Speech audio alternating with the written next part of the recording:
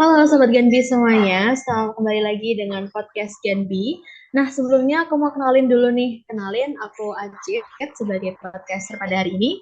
Kali ini kita akan mengulas sesuatu yang sangat menarik dan sedang ramai dibicarakan di kalangan usia kita nih. Dan di sini menurut aku yang bakal kita bahas ini tuh beberapa dari kita bahkan sedang terjebak dalam situasi ini ya.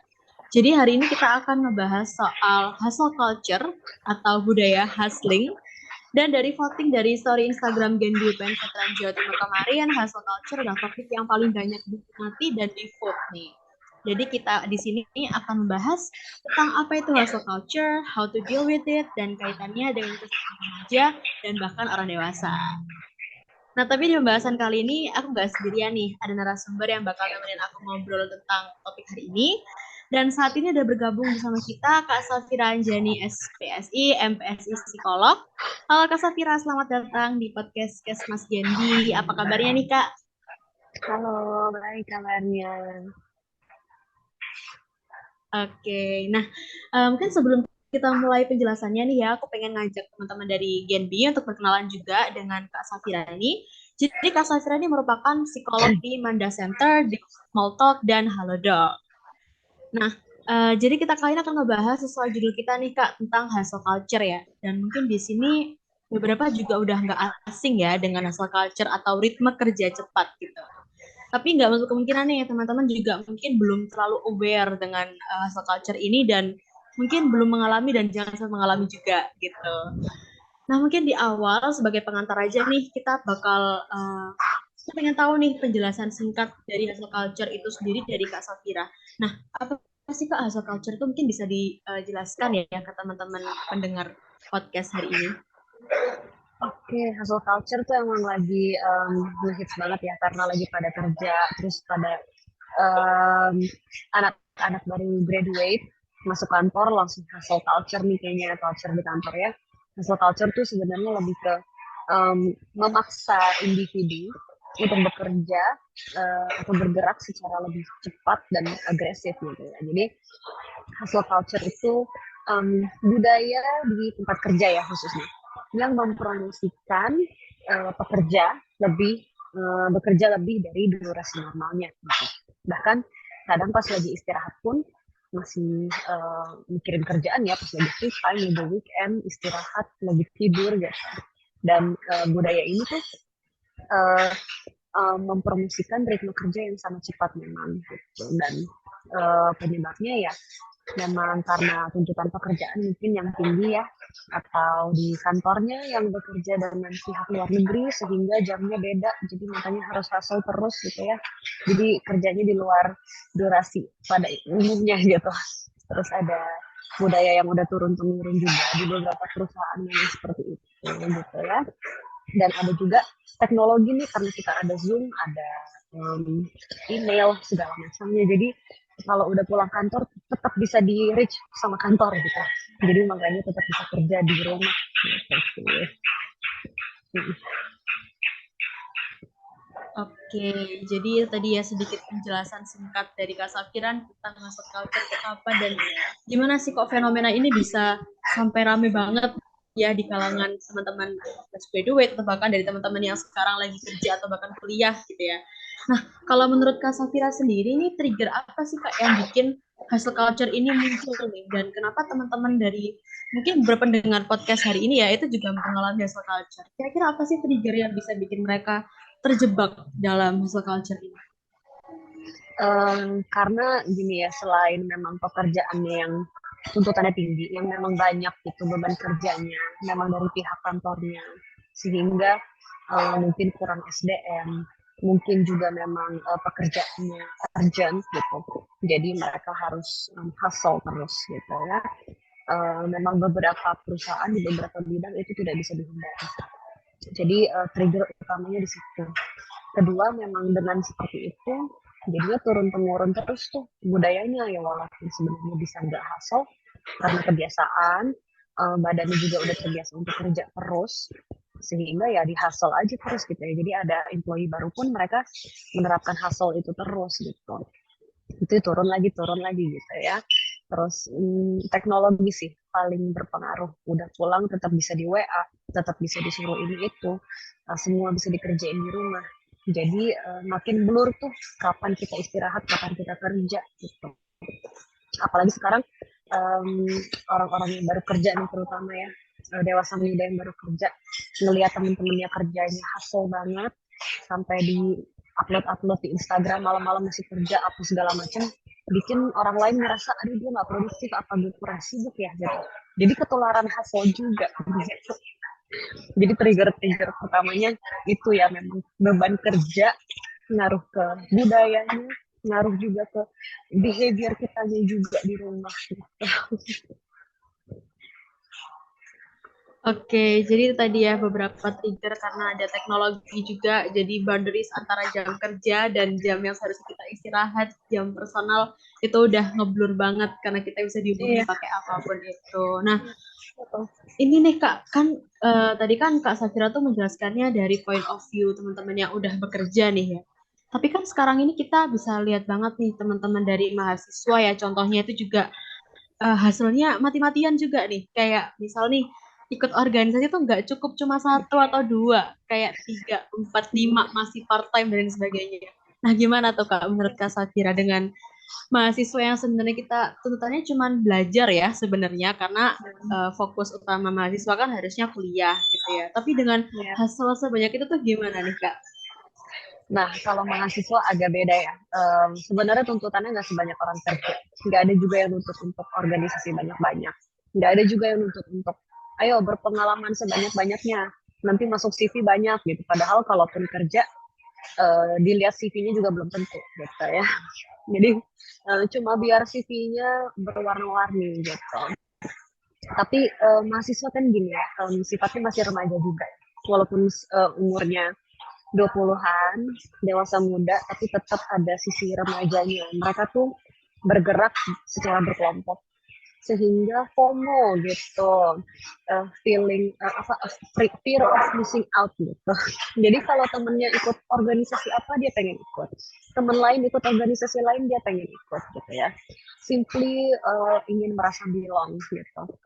Jadi mereka ikut sana sini, ikut kegiatan sana sini, padahal belum tentu juga kegiatan yang mereka pilih, organisasi yang mereka pilih itu menunjang atau memberikan skill yang mereka butuhkan untuk nanti kerja gitu. Jadi kalau mahasiswa lebih ke ikut-ikutnya gitu, FOMO-nya itu yang nggak ketahan banget, makanya jadinya hustle terus ya. Kalau misalnya memang di beberapa jurusan ya yang saya tahu itu memang hustle culture tinggi. Kalau karena gini, organisasinya banyak, mahasiswanya dikit gitu. Jadi nggak rame, mahasiswanya nggak banyak, nggak yang sampai 500-an gitu. Cuma ada 100-200 orang. Jadi makanya organisasinya banyak, terus semuanya ikut semua gitu, semua turun tangan gitu. Jadi hasil culture jadinya turun terus tuh gara-gara itu gitu. Kalau mahasiswa, aku lihatnya secara observasi begitu ya. Jadi agak beda akarnya sama orang kerja. Oke, menarik nih. Tadi Kak, saya kan juga sempat nge-mention soal FOMO ya. Jadi kalau aku bisa simpulkan tuh sebenarnya kalau dari kasus yang mahasiswa nih ya, trigger yang paling besar nih kayaknya FOMO itu tadi ya Kak ya. Karena teman-teman juga ngerasa kayak, ih teman aku misal kayak ikut himpunan, aku juga pengen dia Ya, ikut terus dan merambat ke organisasi atau komunitas lainnya gitu ya. Jadi ya. bisa dibilang trigger dari mahasiswa ini adalah FOMO sebenarnya. Tapi nih Kak, aku juga pernah sempat denger nih, kayak sebenarnya yang bener tuh yang mana sih FOMO? FOMO itu menghasilkan hasil culture atau hasil culture yang menghasilkan FOMO? Jadi kayak never ending Uh, loops gitu ya jadi. itu kayak ngomongin mana telur mana ayam ya gitu. Menurutku dua-duanya bukan sesuatu yang saling menyebabkan. Dua-duanya memang ada dan saling mempengaruhi kayak gitu. Jadi bukan mana duluan, bukan A terus A aksen gitu. Jadi lebih ke FOMO akan ada walaupun nggak ada hustle culture. Hustle culture tetap ada walaupun nggak ada FOMO gitu. Tapi dua-duanya jadi saling ngaruh karena kok exist gitu sih. Gitu. Oke, jadi sebenarnya bukan karena FOMO terus ada hustle culture dan sebaliknya ya, lebih ke mereka ini memang hal yang bisa mempengaruhi sama lain gitu. Oke, nah hustle culture ini kan sebenarnya bisa dibilang buruk ya Kak sebenarnya, karena kita ritme kerjanya Iya. itu nggak sehat gitu ya.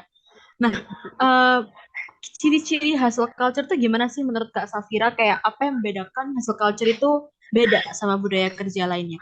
Mungkin teman-teman nih Iya. sebenarnya lagi hustling, tapi mereka nggak sadar gitu ya kalau mereka ini lagi hustling gitu.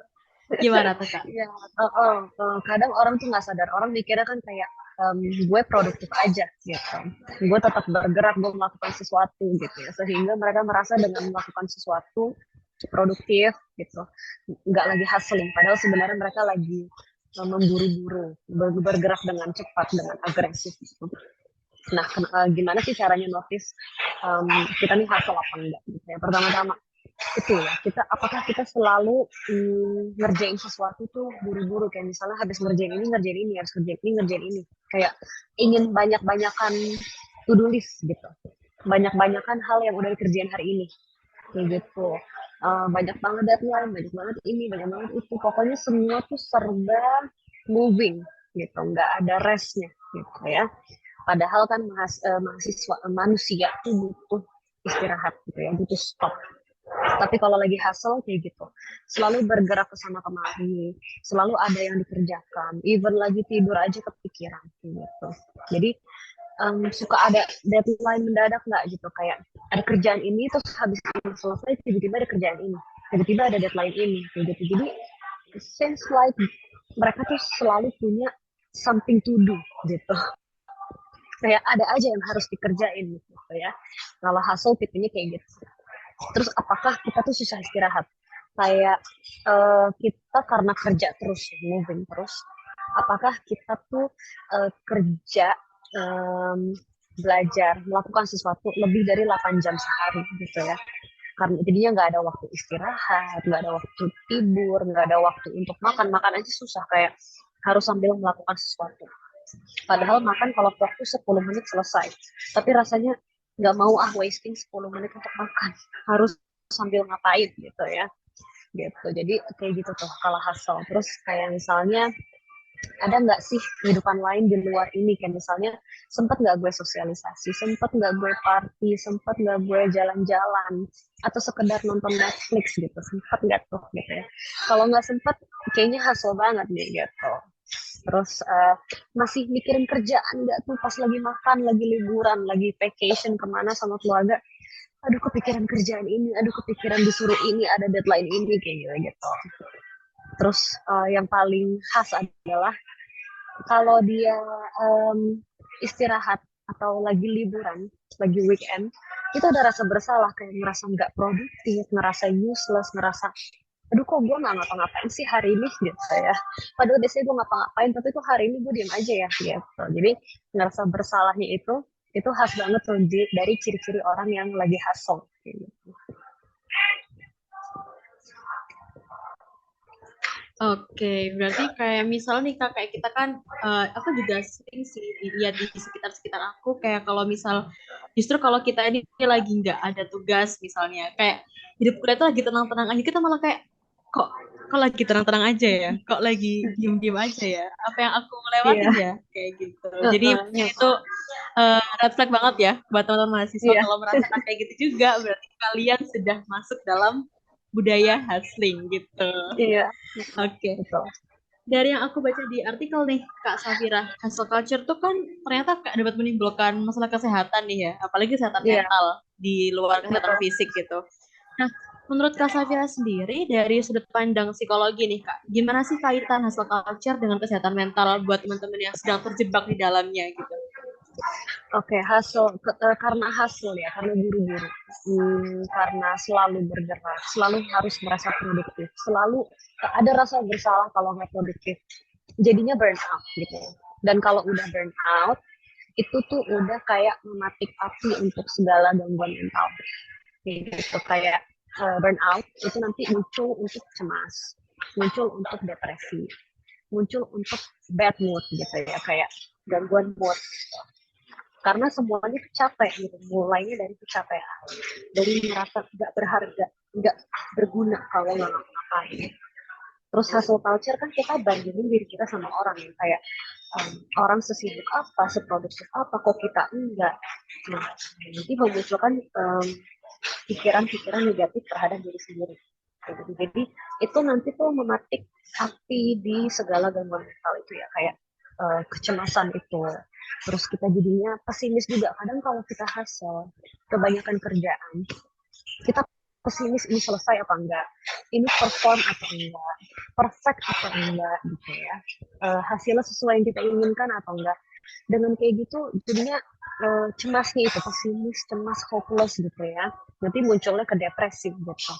Terus jadinya kebanyakan kerjaan ngerasa enggak optimis, nanti jadinya demot ya, nggak termotivasi ngerjain, nggak termotivasi nanti nggak ngerjain nanti ngerasa useless, jadi gitu aja terus gitu ya, ngerasa useless terus nanti nggak ngapa-ngapain terasa useless gitu terus kan, jadinya kan lingkaran setan gitu ya, nanti depresi gitu. Nah, terus nggak sempat ngapa-ngapain, nggak sempat sosialisasi, keterampilan sosial turun. Nanti ketemu teman bingung, mau ngomongin apa, awkward, ngerasa ketinggalan, teman-teman pergi kita nggak bisa ikut, kesepian. Kesepian nanti depresi gitu, ke situ lagi gitu ya. Terus nanti misalnya keseringan kerja, keseringan kegiatan bareng-bareng organisasi, nggak sempet ada waktu pacaran, nggak sempet ikut kegiatan di rumah, nggak bisa bantu-bantu di rumah, kegiatan keluarga nggak bisa ikut, nanti muncul masalah lain, muncul masalah pertemanan lah, masalah hubungan sama pacar, masalah keluarga gitu ya. Terus ya karena burnout itu work life-nya nggak balance gitu kan, work life balance penting, tapi karena hustle nggak balance, kebanyakan work gitu. Jadi life is work gitu ya, work is life bukan work life harus balance gitu. Jadi ya itu burnout terus memunculkan hal-hal lain, gangguan mental lain.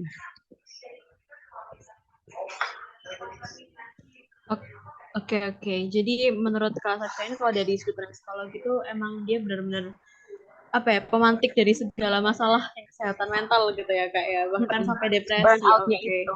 Nah menurut Kak Safira nih, iya, jadi aku juga sering banget sih Kak lihat di teman-teman aku tuh kayak ada yang ngerasa kayak aku capek banget tapi nggak tahu kenapa. Itu juga salah satu gejala itu nggak sih Kak, dampak dari burnout itu nggak sih?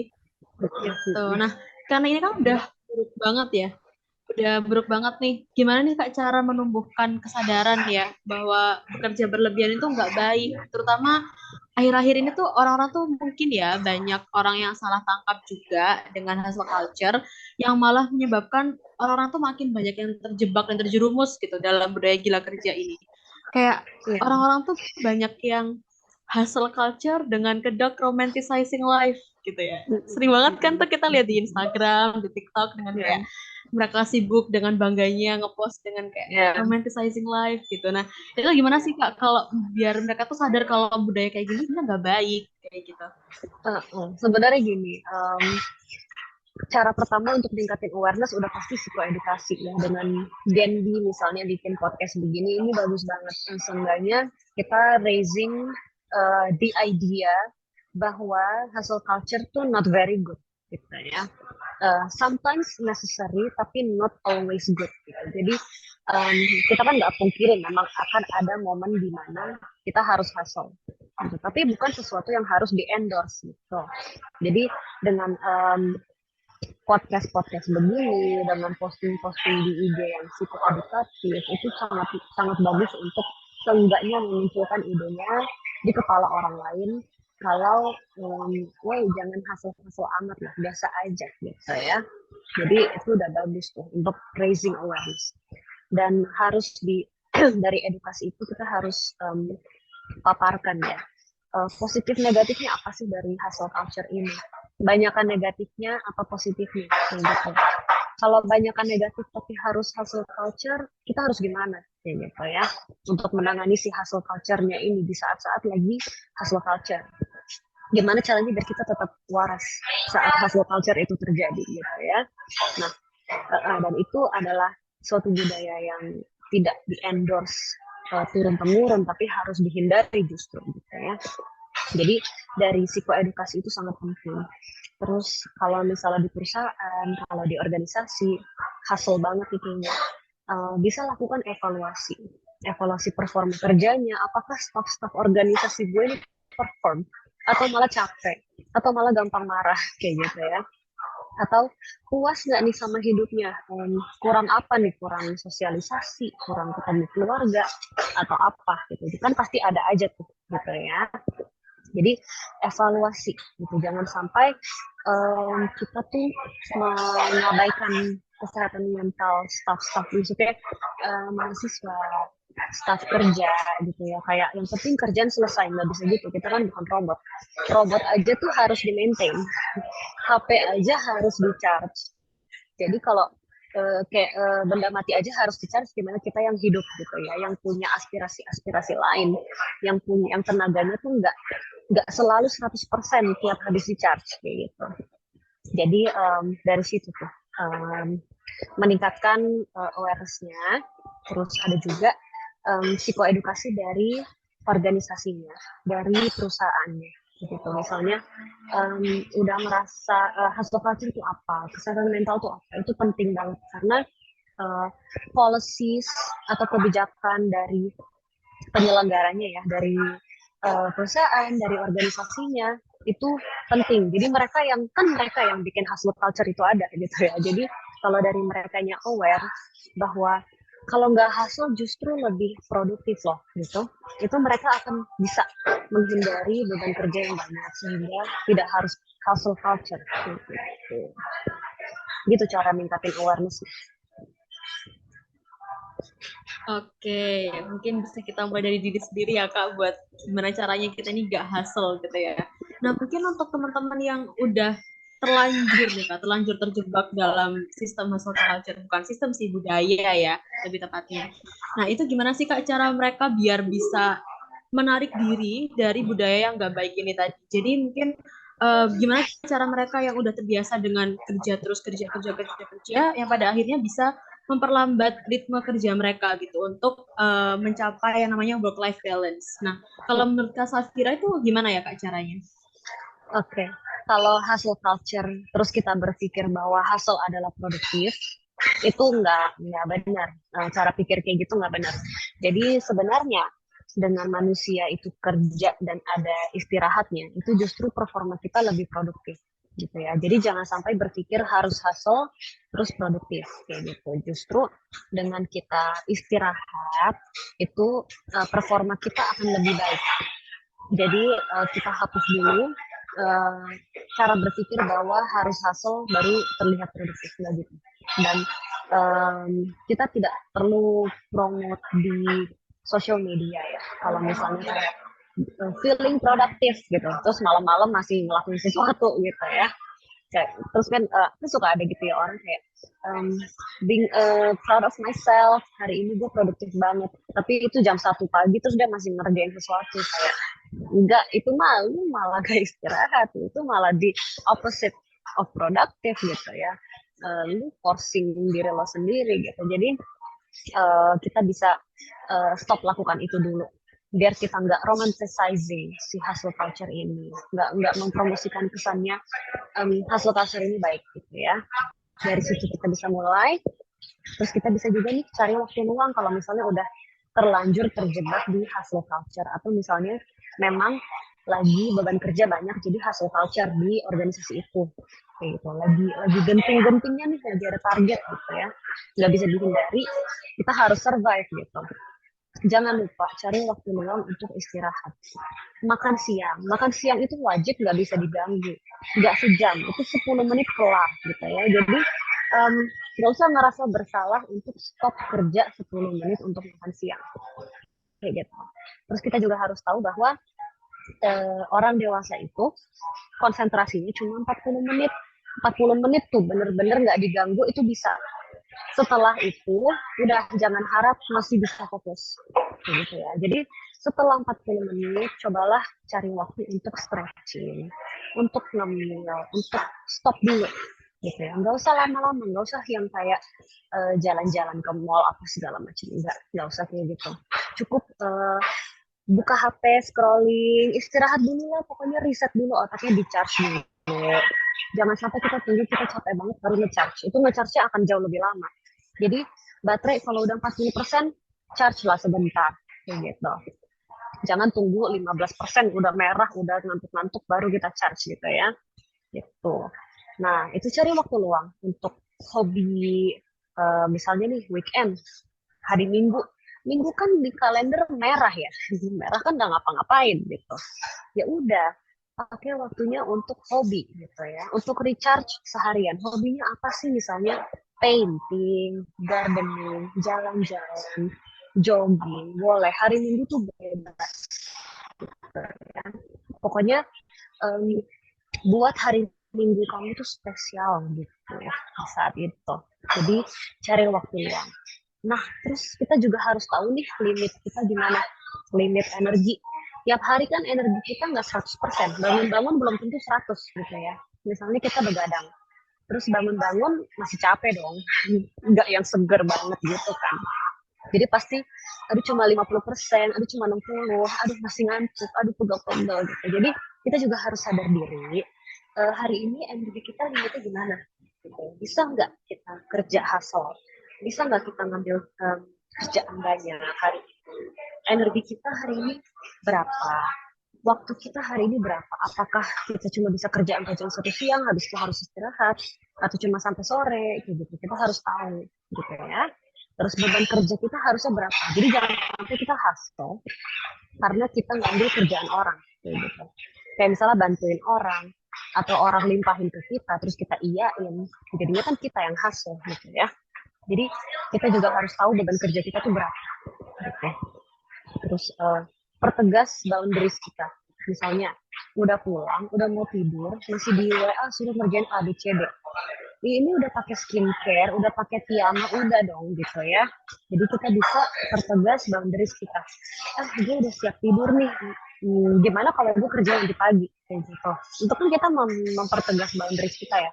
Kita udah mau tidur, kita udah mau istirahat, jangan ganggu. Kayak gitu. Jadi kayak gitu caranya. Terus bisa juga kita minta sih ke organisasi, ke kantor, ke senior-senior di organisasi yang hustle gitu ya. Kak, kalau bebannya bagi segini gue nggak kuat nih, mending cari staff lain. Gitu. Jadi kita bagi-bagi kak. Nggak bisa nih gue sendirian ngerjain ini, gue stres gitu. Jadi karena pihak sebelah juga harus turun tangan dalam mengatasi hustle culture. Nggak bisa dari kitanya doang. Kalau dari kitanya doang nanti aspirasi dari organisasinya tak tercapai gitu ya. Jadi mereka juga harus adjust gitu. Gitu sih caranya. Oke, mungkin terakhir nih Kak, ada pesan nggak dari Kak Safira sendiri untuk teman-teman yang mendengarkan podcast ini tentang pentingnya menjaga ritme kerja dan kesehatan mental kita terutama ya? Ya, yang paling penting adalah kalian harus tahu istirahat itu bagian dari produktif. Gitu. Jadi dengan kita istirahat, dengan kita nge-charge, itu kita malah menambah energi untuk produktivitas kita. Jadi jangan sampai ngerasa bersalah untuk istirahat atau taking a break atau vacation kayak gitu. Jadi um, bukan berarti hustle culture sama dengan produktivitas. Dan aku mau pertegas untuk para mahasiswa dan pekerja baru. Oke, jadi kalau bisa aku simpulin dari diskusi kita hari ini nih ya Kak, kalau hustle culture ini sebenarnya bukan sesuatu yang harus diromantisasi ya, bukan sesuatu yang harus diromantisasi dan bukan Iya, betul. sesuatu yang harus dibanggakan sebenarnya. Karena seperti yang dibilang Kak Safira tadi, kalau hustle culture itu sebenarnya bisa bikin kita burn out, yang mana merupakan pemantik dari beberapa gangguan kesehatan mental juga gitu ya, kayak bisa menyebabkan bad mood, anxiety, bahkan merasa kita ini useless, kita worthless, dan juga kesepian, bahkan depresi gitu ya. Jadi sebenarnya kayak burnout ini adalah chain reaction dari beberapa gangguan yang sebenarnya kita udah sering banget sih pastinya mengalami atau bahkan mengencounter ya, ketemu hal-hal kayak gitu sering banget sebenarnya, tapi kita mungkin belum sadar kalau ini sebenarnya dampak dari hustle culture loh.